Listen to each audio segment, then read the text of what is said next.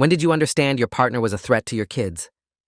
I found my 8-year-old daughter Lily unconscious in the bathtub, with the water still running at 2:47 a.m. on a Thursday night.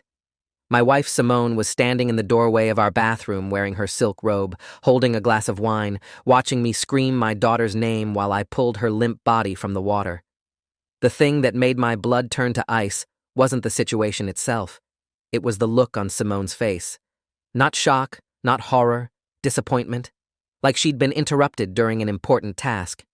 When I turned to her with Lily in my arms, water pouring off both of us, she took a sip of her wine and said, "I told you she was being dramatic about needing a bath this late. She must have fallen asleep." Lily wasn't breathing.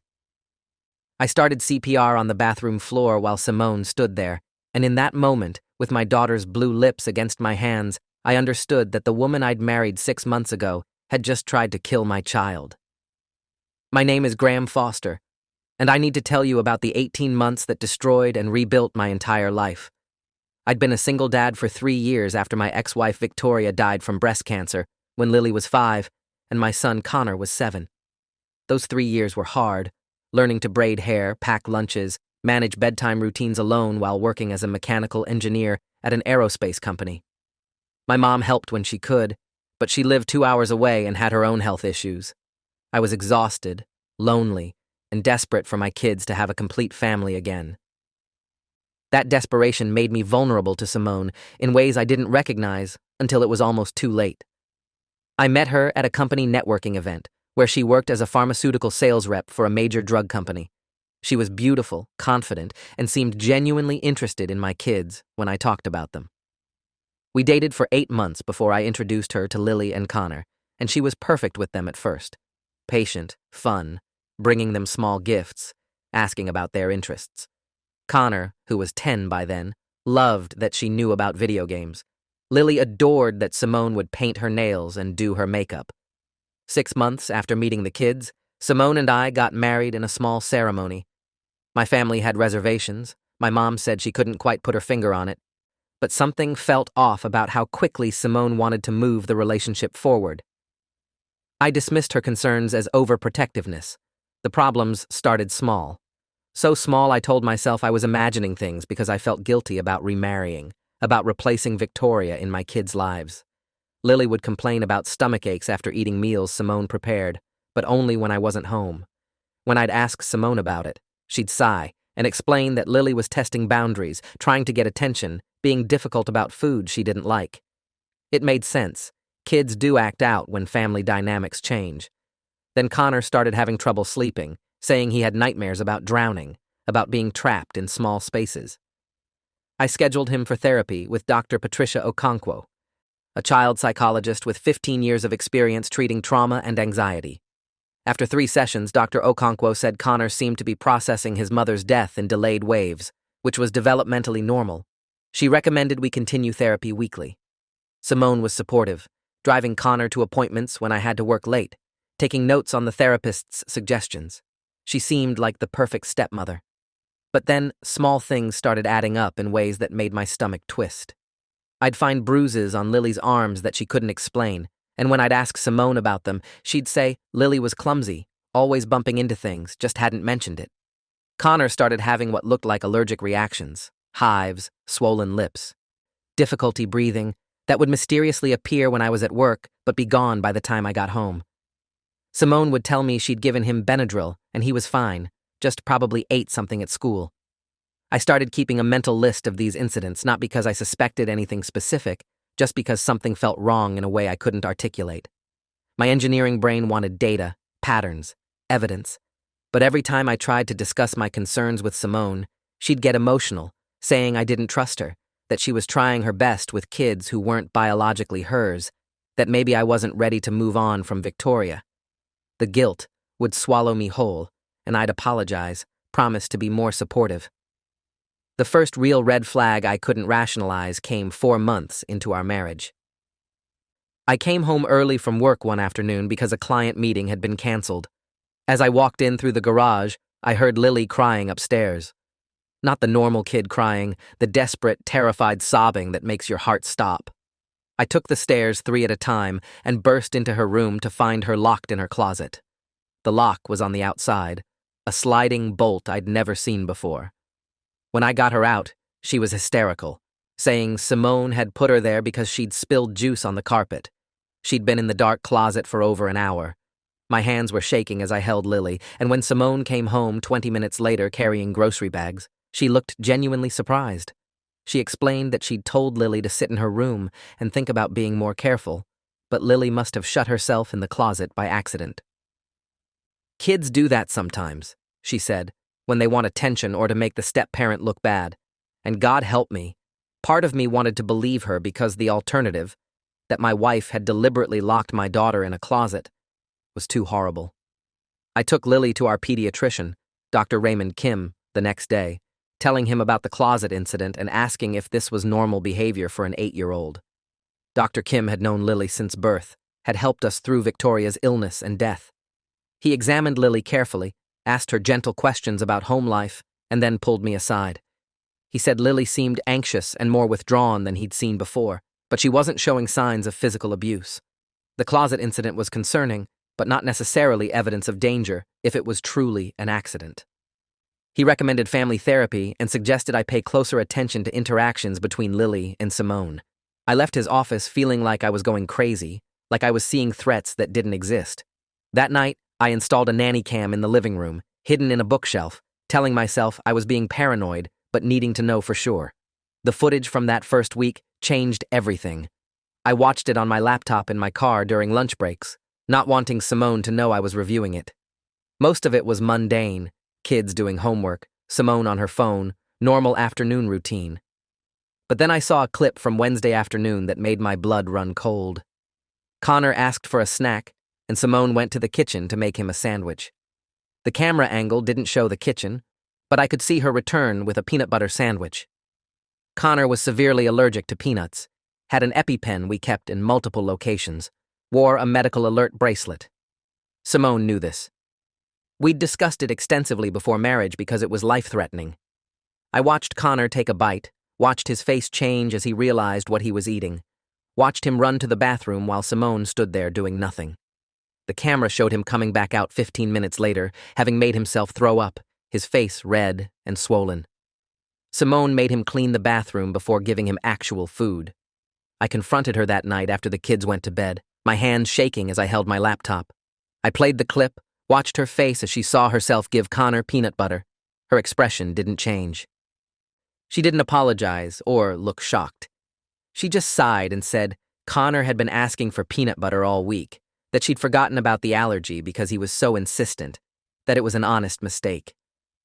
I asked why she hadn't called 911 or used his EpiPen when he started reacting. She said she'd panicked, frozen up, didn't know what to do in the moment. Her explanation was reasonable on the surface, but something in her eyes was flat, empty. I told her we needed to have a serious conversation about safety protocols, and she agreed, apologized, promised to be more careful. I wanted to believe it was really just a mistake. Wanted to believe I hadn't married someone who would deliberately harm my children. The next incident happened 2 weeks later. I woke up at 2:30 a.m. to use the bathroom and noticed Lily's bedroom door was open. I walked down the hall and found her bed empty. Panic hit immediately. Where was my daughter in the middle of the night? I searched the whole house, increasingly frantic, before finding her in the garage. She was sitting in my car, which was still running, carbon monoxide filling the enclosed space. I grabbed her and pulled her outside, both of us coughing, my heart hammering so hard I thought I'd pass out. Lily was drowsy, confused, saying Simone had told her to go sit in the car and wait for me, that we were going on a surprise trip. When I confronted Simone, who'd apparently slept through all of this, she was horrified. She said she'd been having vivid dreams and must have been sleepwalking, that she had no memory of telling Lily anything. She cried, saying she was terrified she was capable of doing things in her sleep without knowing, that she'd see a doctor immediately. I took Lily to the emergency room that night, where Dr. Angela Morrison, the attending physician with 12 years in emergency medicine, examined her for carbon monoxide poisoning. Lily's levels were elevated but not critical. Another 10 minutes in that garage, and she would have been in serious danger. Dr. Morrison asked careful questions about how Lily ended up in a running car in a closed garage. When I explained about Simone possibly sleepwalking, Her expression suggested she didn't buy it. She made extensive notes in Lily's file and explained that she was required to file a report with Child Protective Services because the circumstances were suspicious. I felt relieved and terrified at the same time. Relieved that someone else saw what I was seeing, terrified about what it meant for my kids' safety. The CPS caseworker showed up at our house 3 days later. Her name was Jolene Baptiste, a woman in her 40s with 20 years of experience investigating child welfare cases. She interviewed me, Simone, and both kids separately, took extensive notes, and examined the house for safety hazards. She reviewed Lily's medical records, Connor's therapy notes, and the ER report from the carbon monoxide incident. After 4 hours, she sat with me and Simone at our kitchen table and explained her preliminary findings. There were concerning patterns, multiple injuries, multiple incidents where the children were in danger while in Simone's care, multiple explanations that seemed plausible individually, but troubling collectively. However, none of the individual incidents met the threshold for removing the children or filing criminal charges. She placed us under a safety plan requiring that Simone never be alone with the kids, that my mom or another family member supervise whenever I couldn't be home. Jolene would be conducting follow-up visits monthly for the next 6 months. Simone was furious after Jolene left. She paced around the kitchen, her face red, saying I'd humiliated her by allowing CPS into our home, that I was poisoning the investigators against her, that she was trying her best, but everyone was against her. She accused me of still being in love with Victoria, of wanting to find reasons to get rid of her. I tried to explain that I just wanted to keep the kids safe, but she wasn't hearing it. That night, she slept in the guest room, and the next morning, I found she'd called in sick to work and spent the day researching divorce attorneys. When I came home, she handed me papers for legal separation, saying if I couldn't trust her, we shouldn't be married. Part of me felt relieved. Part of me felt like I'd failed my kids by bringing this person into our lives in the first place. But then Simone didn't leave. She said she'd been too hasty, that she loved our family, that she wanted to work on things in therapy. She booked us couples counseling with Dr. Marcus Ellington, a marriage therapist who specialized in blended families. We went twice a week for a month, talking about trust, communication, and the challenges of step-parenting. Simone was articulate and emotional in these sessions, talking about how hard it was to parent kids who'd lost their mother, who saw her as a replacement rather than a partner. Dr. Ellington seemed sympathetic to her position, suggesting I was being hypervigilant because of lingering grief and overprotectiveness. He recommended I work on trusting Simone's intentions even when outcomes weren't perfect. I tried. God, I tried. I wanted to believe my wife wasn't a danger to my children. But the nanny cam footage kept showing troubling things, small cruelties that added up. Simone ignoring Connor when he asked for help with homework, then yelling at him when his grades dropped. Simone forgetting to give Lily her lunch money, then telling her she needed to learn responsibility. Simone leaving them alone for hours while she went shopping or to the gym, despite the CPS safety plan. I started documenting everything, screenshots of footage, notes in a password-protected document, dates and times and specific incidents. My mom had moved in temporarily to help supervise, and she started noticing things too.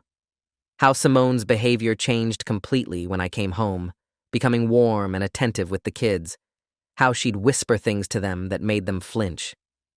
My mom started her own documentation, writing down everything she witnessed. The breaking point came on that Thursday night when I found Lily in the bathtub. After I got her breathing again through CPR, after the ambulance arrived and took her to the hospital, after the doctors confirmed she'd nearly drowned, I sat in the hospital waiting room at 4:30 a.m. and called Detective Ramona Ellis with the local police department. She specialized in crimes against children and had 15 years of experience. I told her everything, every incident, every near miss, every piece of footage I had. She listened without interrupting, and when I finished, she said she'd need to see all my evidence. We met at the police station that morning while Lily was still in the hospital under observation. I brought my laptop with all the nanny cam footage, my documentation file, my mom's notes, medical records from Dr. Kim and Dr. Morrison, therapy notes from Dr. Okonkwo. Detective Ellis spent 6 hours reviewing everything while I sat in an uncomfortable chair, drinking terrible coffee. When she finally looked up, her expression was grim. She explained that what I'd documented was a pattern of behavior consistent with something called caregiver-induced illness, or factitious disorder imposed on another. Essentially, Simone had been systematically creating dangerous situations for my kids, likely for attention, sympathy, or control. Each individual incident could be explained away, but collectively they showed clear intent. The peanut butter with a known severe allergy wasn't an accident. The carbon monoxide in the garage wasn't sleepwalking. The bathtub drowning wasn't Lily falling asleep. These were deliberate attempts to harm my children while maintaining plausible deniability. Detective Ellis said she'd be opening a criminal investigation and recommended I file for emergency custody modification immediately, getting a restraining order that prevented Simone from having any contact with the kids. I hired attorney Devin Clark, a family law specialist with 23 years of experience, that same afternoon. He reviewed all my evidence and filed for emergency custody and a protective order within 2 hours. The hearing was scheduled for the next morning, Friday at 9 a.m. in family court. Devin explained that getting a restraining order against a step-parent was unusual but doable given the evidence. We'd need to prove that Simone posed an immediate threat, which meant presenting the nanny cam footage, medical records, and CPS reports to a judge. That night, I stayed at the hospital with Lily while my mom stayed with Connor at our house. I didn't tell Simone where we were. She called 15 times, left voicemails asking where everyone was, saying she was worried, saying we needed to talk. I didn't respond. The judge at the emergency hearing was Patricia Woodbridge, a family court judge with 30 years on the bench who specialized in child welfare cases. Devin presented our evidence methodically, the nanny cam footage showing the peanut butter incident, the ER reports from the carbon monoxide poisoning, the near drowning that had just occurred. He called Detective Ellis as a witness, who testified about the pattern she'd identified in her investigation. He called Jolene Baptiste from CPS, who testified about her concerns during her home visits. He called Dr. Morrison from the ER, who explained the statistical improbability of a child having so many dangerous incidents in such a short time frame unless someone was deliberately creating them. Simone's attorney tried to argue that these were isolated accidents being weaponized by a paranoid father, but the evidence was overwhelming. Judge Woodbridge granted the emergency protective order, prohibiting Simone from coming within 500 feet of me or the kids, and gave me temporary sole custody pending a full hearing in 30 days. Simone had to move out of our house that day. I had police escort her while she packed her belongings, and she was calm throughout. Eerily calm. She didn't cry or argue. She just packed methodically, loaded her car, and drove away. The officer who supervised told me her demeanor was concerning. People who were genuinely being wrongly accused showed emotion, anger, hurt. Simone showed nothing. I changed all the locks that afternoon and installed additional cameras inside and outside the house. My mom moved in permanently to help with the kids while I dealt with the legal proceedings. Connor and Lily were struggling, Connor having nightmares worse than before, Lily clingy and anxious, both of them processing that their stepmother had been trying to hurt them. Over the next 2 weeks, Detective Ellis's investigation expanded. She obtained a search warrant for Simone's phone and computer records, finding searches for things like how much peanut butter causes anaphylaxis, symptoms of carbon monoxide poisoning, how long can a child hold breath underwater. She found Simone had been active on several online forums for people who felt victimized by stepchildren, communities that encouraged viewing children as obstacles to be overcome. Most chillingly, she found draft life insurance policies Simone had been researching for both kids, policies that would pay out to her as stepmother. She'd never actually purchased them, but the fact that she'd been researching them showed financial motive alongside whatever psychological gratification she got from harming the kids. The district attorney, Lawrence Kendrick, reviewed Detective Ellis's findings and filed criminal charges against Simone 2 weeks after the protective order. She was charged with 2 counts of attempted murder, multiple counts of child endangerment, and 1 count of aggravated assault. The bail was set at $500,000, which she couldn't afford, so she remained in custody awaiting trial. The local news picked up the story. Pharmaceutical sales rep charged with attempting to kill stepchildren. And suddenly, our lives were public. Reporters camped outside our house, called my work, tried to interview neighbors. I had to pull the kids from their school temporarily and enroll them in a different district to avoid the media attention. The invasion of privacy was horrible, but part of me was relieved that the truth was finally public, that Simone couldn't hide behind explanations anymore. The preliminary hearing was 6 weeks later, and I had to testify about finding Lily in the bathtub, about the patterns I'd noticed, about the nanny cam footage.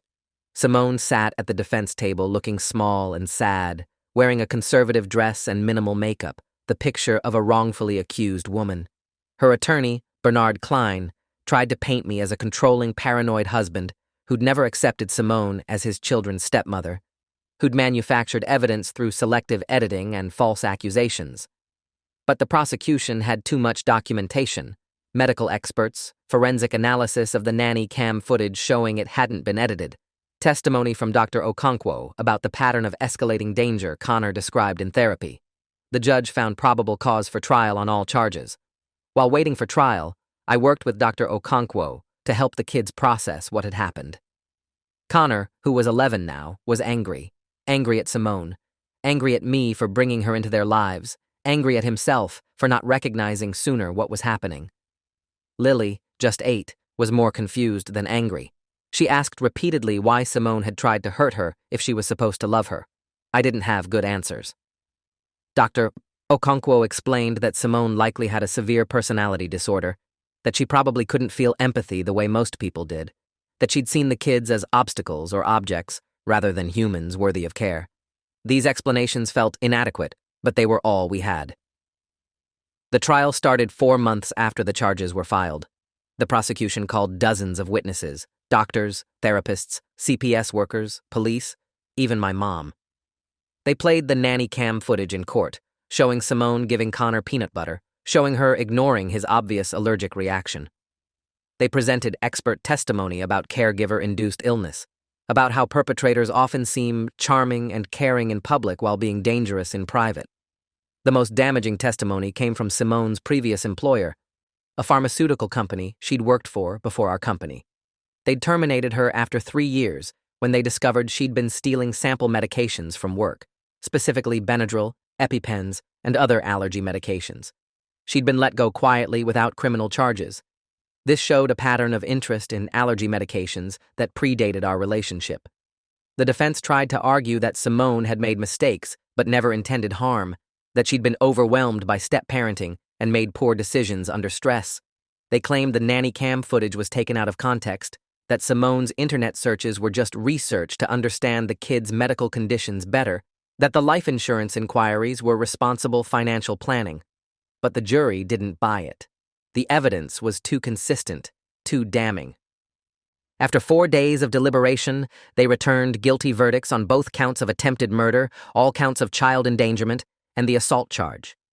Simone showed no emotion when the verdict was read, just stared straight ahead as if she was alone in the courtroom. Sentencing came 2 weeks later. The prosecution recommended 25 years, citing the premeditation, the vulnerability of the victims, and the breach of trust. The defense asked for leniency, claiming Simone had mental health issues that should be treated rather than punished. Judge Woodbridge listened to impact statements from me, from Dr. Okonkwo, from Jolene Baptiste at CPS. Then she sentenced Simone to 30 years in prison with no possibility of parole for 15 years. She noted that Simone had systematically targeted innocent children who were already vulnerable from losing their mother, that she'd used her position of trust to carry out a calculated pattern of abuse, and that she'd shown no remorse or accountability throughout the legal proceedings. Simone was led away in handcuffs, and I felt something release in my chest that I'd been holding tight for months. The aftermath was complicated. The kids needed intensive therapy to process the trauma, not just from Simone's actions, but from the realization that someone they'd trusted had wanted to hurt them. Connor developed severe anxiety about food, refusing to eat anything he hadn't seen prepared from start to finish. Lily had nightmares about drowning, about being trapped, about people pretending to be nice while planning to hurt her. We worked with Dr. Okonkwo 3 times a week, slowly rebuilding their sense of safety. My mom stayed with us indefinitely, providing the stable female presence the kids needed while they healed. I cut my work hours to part-time for 6 months, prioritizing being present with Connor and Lily. I also had to deal with my own guilt and grief. I'd brought Simone into our lives. I'd married her despite red flags. I'd wanted so badly to give my kids a complete family that I'd ignored warning signs that could have gotten them killed. My therapist, Dr. Howard Wang, helped me work through the guilt, helped me see that Simone had been skilled at manipulation, that wanting a partner wasn't wrong, even if choosing the wrong person had been. He helped me understand that I'd ultimately protected my kids by documenting everything, by trusting my instincts when they screamed something was wrong, by acting quickly once I had proof. But forgiving myself took longer than I expected. 6 months after the trial, I sold our house. Too many bad memories, too many rooms where dangerous things had happened. We moved to a smaller place across town, fresh start for all of us. Connor started playing basketball at his new school, finding community and purpose with his teammates. Lily joined a swim team, which her therapist thought was important, reclaiming the water as something fun rather than frightening. Both kids were making progress, having good days and bad days, slowly learning to trust again. I started dating again eventually, but very cautiously, and I never introduced the kids to anyone I was seeing until I'd known them for at least a year. Trust had become something earned over time rather than given freely. 3 years later, I'm sitting at Connor's middle school graduation, watching him walk across the stage, and I'm thinking about how close we came to this moment never happening. How if I hadn't installed that nanny cam, if I hadn't documented everything, if I hadn't acted quickly when I found Lily in the bathtub, my kids might not be here. Lily is sitting next to me wearing her swim team jacket, whispering comments about how boring the speeches are, being a typical 11-year-old. They're both okay, not undamaged. Trauma leaves scars, but okay. They're safe, they're healing, and they know their dad will always protect them, even when it means admitting he made terrible mistakes in judgment. The thing about recognizing a partner as a threat is that it often happens slowly, through accumulated small moments rather than one obvious incident. You rationalize and excuse and give the benefit of doubt because you want to believe the person you chose to build a life with isn't capable of hurting the people you love most.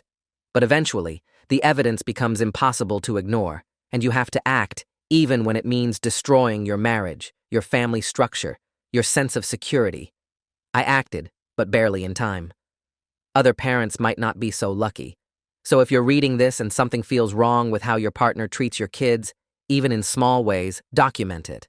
Trust your instincts. Err on the side of protecting your children, even if it means being wrong, even if people think you're paranoid. Because the alternative, being right too late, is something you'll never forgive yourself for. If you made it this far, you deserve to know that Connor and Lily are both thriving now, 5 years after Simone's conviction. Connor just got accepted to a competitive engineering program at his dream university. Lily is considering a career in social work, wanting to help other kids who've been through trauma. They're remarkable humans who survived something that should have destroyed them. And me? I'm still single, still careful, still watching for red flags. But I'm not broken. My kids aren't broken. We're a family that survived, and that's enough. Thanks for watching till the end. Make sure to subscribe and like to not miss the next story.